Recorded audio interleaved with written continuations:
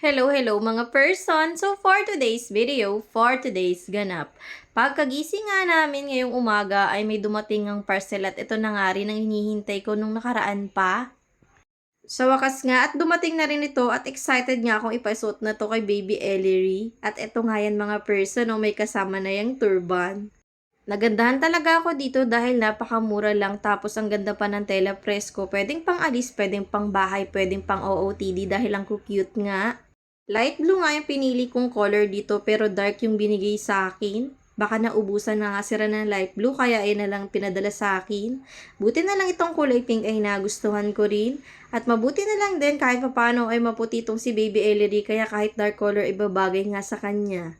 Light ang color na yellow ng binili ko pero ang dumating nga sa akin ay itong mustard.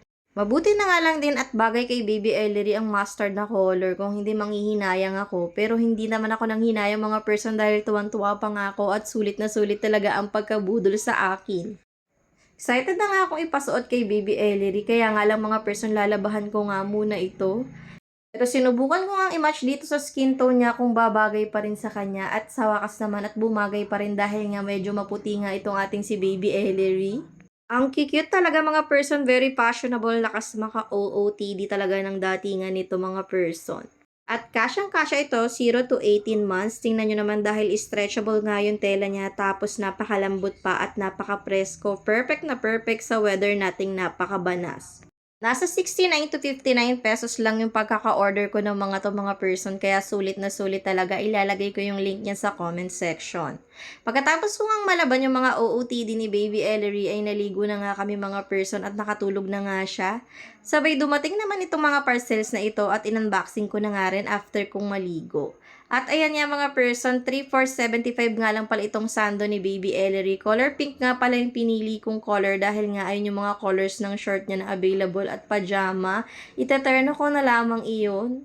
Nag-order na nga rin ako ng baby wipes niya ng Mousse Gear dahil nga ubos na yung baby wipes niya. Sakto nga at na-timingan kong sale itong Mousse Gear kaya sinubukan kong umorder para kay Baby Ellery. Maganda rin naman talaga ang quality ng mga Mousse Gear kaya naman bet na bet ko rin ito. At syempre ito ang pinili ko yung may pa-color pink. Very safe din naman sa mga sensitive skin ng babies natin. Pero salitan nga yung gamit ko. Gumagamit din ako sa kanya ng cotton na may tubig para naman mas safe din sa skin niya. At eto na nga mga person, ayan na si Baby Ellery, napaka-cute. Sinubukan ko na nga isuot sa kanya yung unang OOTD niya na color pink. Natapos ko na nga yung labahan at natuyo nga agad mga person sa sobrang init kanina. At yan, pagkagising niya ng hapon ay sinubukan ko agad itry sa kanya. Sa murang halaga, araw-araw na naka-OOTD ang baby girl ko.